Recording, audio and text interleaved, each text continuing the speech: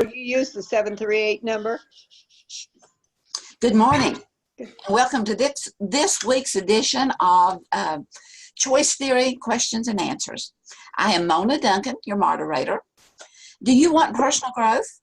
Do you wonder why you do the things you do? Would you like to be more effective in life? Would you like to be more aware and competent? Well, then these Q&A sessions are for you, because each week, every Wednesday, we have one of our members joining us and teaching a different aspect of choice theory. And what is choice theory? Well, it is the universal system for empowering individuals and relationships. And our guests today are Les and Roxanne. They are the owners of Internal Empowerment, and they are the facilitators for scripture therapy. And they are here today to help us learn more about choice theory. So I'll turn it over to you. Welcome all of our guests, not only here today, but those that will be tuning in later. So turn it over to you. Well, thank you, Mona. We're excited about today, the opportunity to talk about something that's near and dear on our heart, and it's called moving beyond external control. And when we think about external control, we talk about moving from the control of other people outside of us that are attempting to define who we are, people who want to determine what our destiny should be, and they never really take the time to ask us our opinion about it. So we call that external control. It's not a good thing. It's bad. It's not healthy at all, and it can be very, very damaging to us when we look at this particular concept of external control. So our goal here today is to talk about a couple of things. One, moving beyond external control, and two, we want to talk about unmasking what we call the lone stranger, and then we want to talk a little bit about learning to love people from across the street, and then finally, we would like to talk about some ways to combat or ways to defend yourself against what we call external control. We're going to start with Roxanne. I'm going to ask Roxanne specifically if she would consider maybe sharing with us any experience you have had or any experience that you know some of our students may have had with external control. Okay, well, let me think about that. Well, of course. You know me, just being human. I think I want to talk about myself. Really? Yes. Okay. So, no secrets though, right? No secrets. Okay, good. So good. what I want to do is, I want to tell a real life story, something that happened in my life where, sad to say, but true, I'll admit it. I was indeed the one exerting external control on every possible level, and it was with my youngest daughter.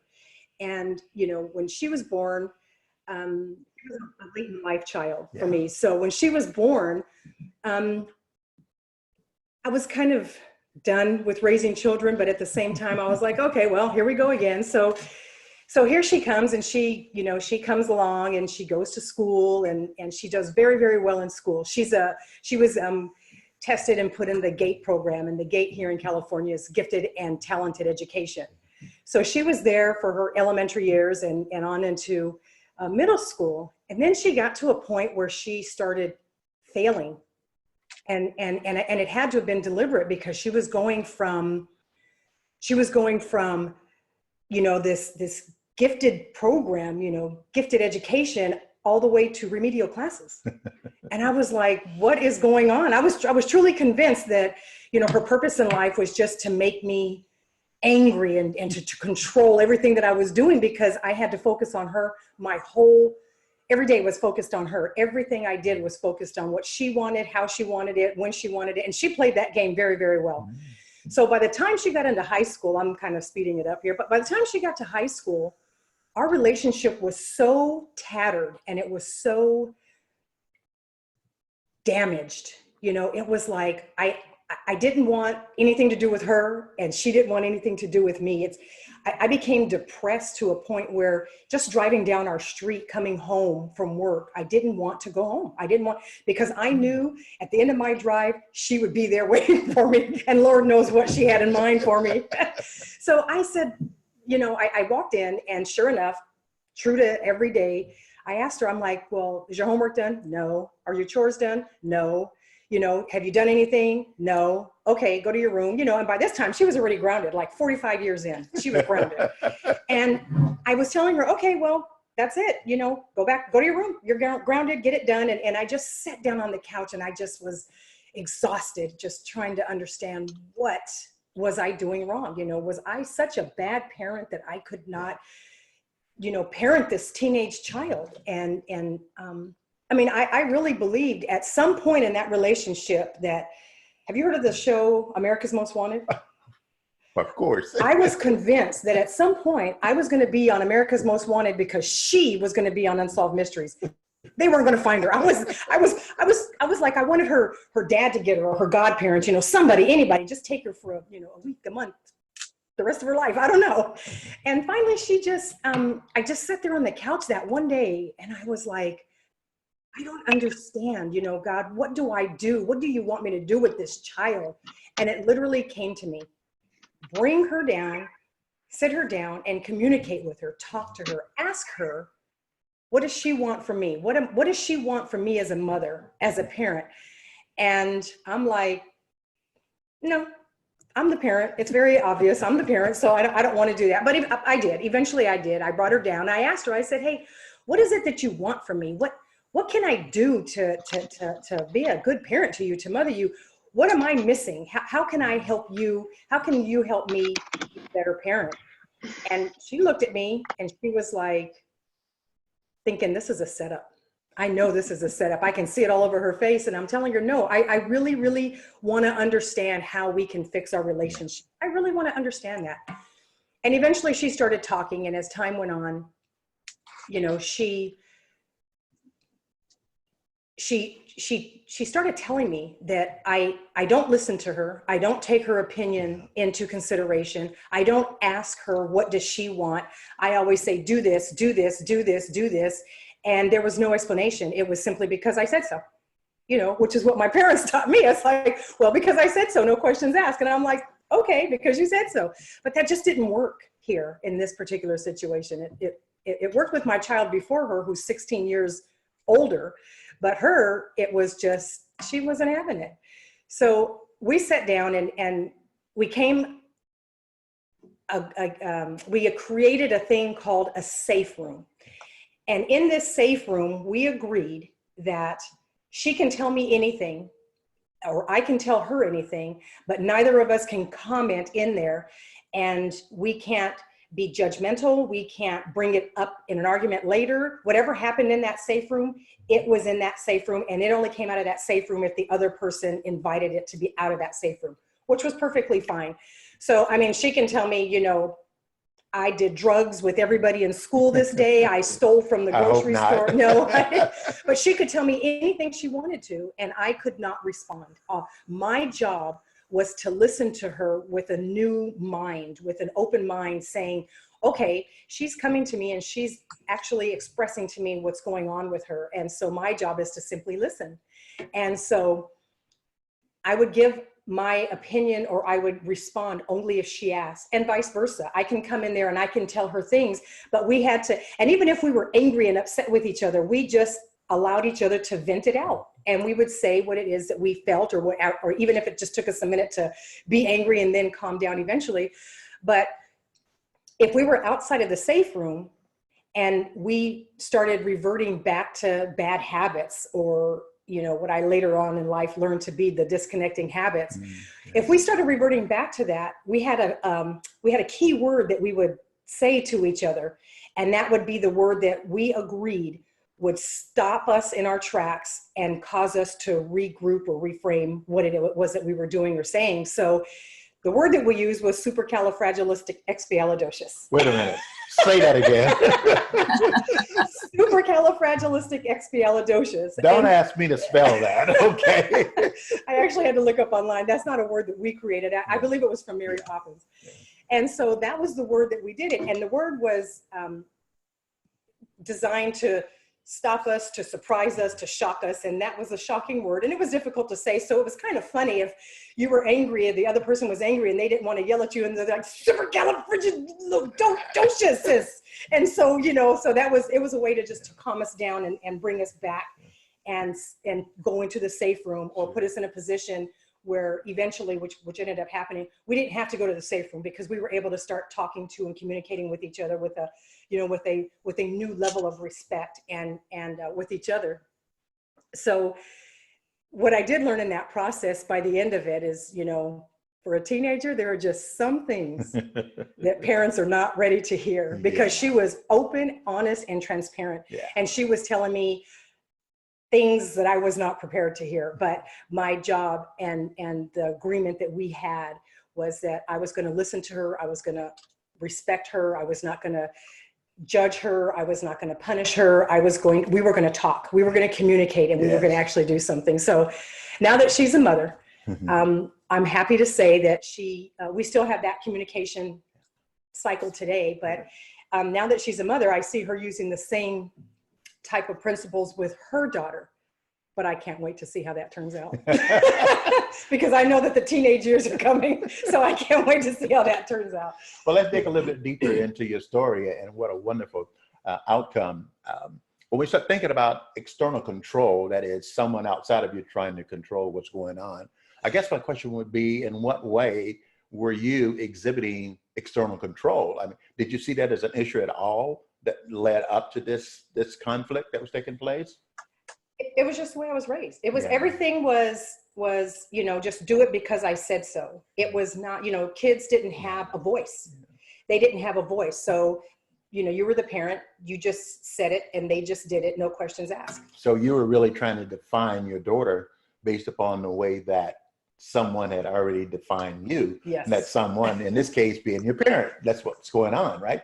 So church theory would tell us that the only behavior you can control is your own behavior. So it seemed to me that in your story, you're talking about how you were attempting to control her, to shape her and mold her to do things exactly the way that you want. And you did it over and over and over, and you got the same results, which was nothing. You're right.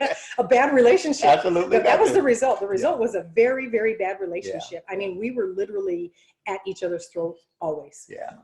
Well, digging a little bit deeper, I want to talk a little bit about maybe a mask or maybe masks that you may have been wearing that would have led into this external control or this conflict between you and your daughter.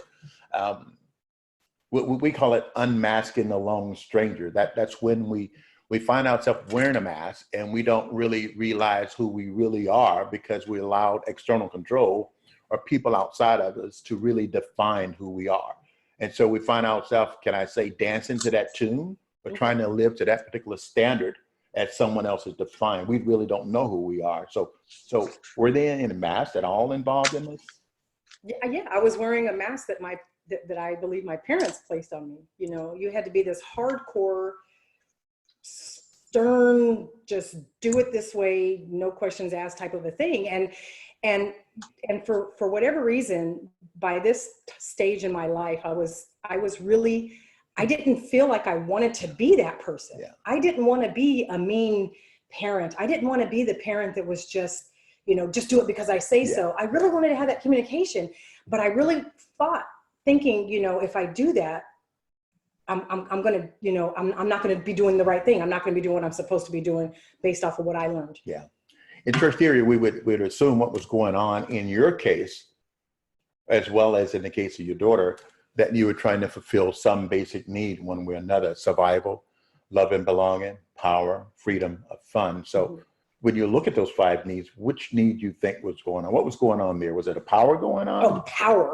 It was power over her. I wanted power. I wanted her to do what I wanted her to do. But at the same time, I was toggling because I wanted that love. I wanted to be, I wanted to have a good relationship. I wanted to have, I was older. I didn't want to so much be the friend, but I just wanted to be, a different type of mother. But so I kind of was going back and forth between the loving part of it and the power part of it. Yeah. We use the term learning to love from across the street. And as I think about your story, I think about what we're talking about, and think about church theory, where that we conclude that to move beyond external control means that we, first of all, have to change our way of thinking. We have to move ourselves in a position whereby we say that we want to do something different. And not only that, but that we'll take the lead role in our life in doing something different. And a part of that involves sometimes learning to love people from across the street. And when I say that, what I'm really referring to is that there are people in your life that can kind of get in the way of where it is that you're trying to go. In this case, you were trying to spend more quality time with your daughter, okay? But there were other distractions that were in the way. So was there any opportunity, or were there any situation where that you had to decide, you know, there's something I need to kind of change, reprioritize, or maybe I need to love a few people from across the street? Actually, yes. My job at that time, I managed 9 companies, and I had a 24-hour phone. Yeah. And people called me all the time, and of course I was single, so I was, you know, I had Thank friends. God you're not now. And I had friends that I would see, and we would go and we would do things, etc. But everything was always hindered by her acting out at some point. Yeah. And so one of her things that she expressed to me in the safe room was that I was always on the phone, whether it was with my job, my staff, you know, the people that I was charged to manage, my friends, you know, she's like, I'm always on the phone. So I had to, even though it's an inanimate object, I had to put that phone, I had to manage my time with that phone and reorganize how and when I would allow calls to come in. So even though I had a quote unquote 24-hour open door policy to my staff, I had to put a stop to that. And the same thing with, you know, my family and friends. So when we would carve out time and we would make time for each other, I had to rearrange how I did things. And it was very difficult because there was a lot of people that depended on me at that time. So what pictures changed? I mean, you had a picture in your head of how you saw yourself operating or interfacing with your daughter. And then all of a sudden you got a new picture in your mind. So how do you really relate that to choice theory? That was my quality world as far as that was concerned. Okay. My quality world was to have a good relationship with my daughter and to be able and to balance my life, because my life was not balanced. It was like this. It was always like going like this or that or the other. But it was having the quality time to spend with her and to help shape and mold her. And literally at the very nick of time, we actually got her through high school, and she graduated because she was set to not graduate. Mm-hmm. And I think the law, leave no kid behind, didn't apply to her because she was so far behind. And at that point, it was actually choice theory that got her through high school. What do you mean? It was with you. Because at that time, more about that. It was about, you know, you had come into our life at that time, and you helped her get through all of that. You really worked with her, and she did amazing. And she's an amazing woman, and I'm excited to see where she goes in her life. Yeah. I'm just wondering what kind of pictures you might have in your head now about the grandchildren. You know, how might that be different from what you had with your daughter?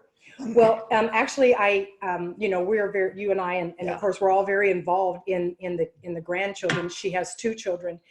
And we use choice theory, and we use a different language. So now her communication style is very different. My communication style is very different. I'm very excited and pleased that I get to start with a child from birth, you know, with choice theory. And I'm excited about that because it's all positive. It's you know, it's internally, it's such a positive way of thinking. It's such a positive way of giving you the opportunity to stop and think of what you're doing, why you're doing it, how you're doing it, and how it affects everybody around you. And it's that's my quality world, to see my grandchildren, to be raised in an environment where they know that they have a choice, and the consequences of their choice is going to be what helps them decide how and what they're going to do, versus their mother pounding down on them saying, this is it. You do it because I said so. So when you think about your involvement in church theory, your teaching of church theory, you think about the story you told, you think about what it is that you're trying to communicate to those that are listening in, then what do you believe moving beyond external control means. What does it mean to you?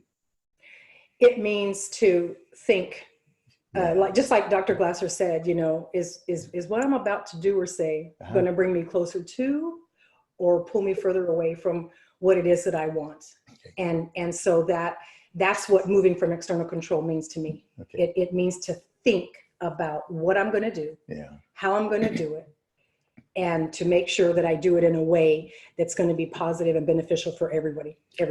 So when you talk about thinking, and I'm thinking about choice theory, I'm thinking about Glasser discussion on what we call total behavior, consisting of 4 major portions, thinking, acting, feeling, and physiology. I'm thinking about those major components. So in a way, the story that you're telling to me seems to be a story of you moving from really your feelings to thinking. Oh gosh. Yes. So when you move from how you're feeling like I need to have control over you, my daughter, yes, to thinking about the fact that this is not going to happen. So how does that relate to total behavior? It does. I mean, it's very, very clear that just by sitting down and asking, and that was the other thing Glasser said, just ask. Mm-hmm. Just really ask. Just ask. If you don't know, just ask. You're not going to be able to understand. You can't assume, or what we heard somebody say, we can't keep committing a suicide, because committing a suicide is going to put you in a position where you're now trying to guess and think and for somebody else, and that's not what it's all about. It's about extracting what it is that they want, how they want the relationship to be, or the situation, or whatever it is. So moving from the feeling and the physiology, because I was so frustrated and angry inside, and I was just reacting is what I was doing. But then when I think about it, and so this is moving to the front in the total behavior, when I'm thinking about it, then I act differently, and it gives me different results. And so I'm able to put my feeling and physiology more in control. And so that's what it was for me. Wow. It is so wonderful to be here talking with you and listening to you, and kind of reflecting a little bit on my life, my previous life, or my previous marriage, where I was really a victim of external control. And through that divorce and deciding that I would look for someone else that really would be a match for me, and that match is obviously you. But a part of my criterion for you was all about no external control.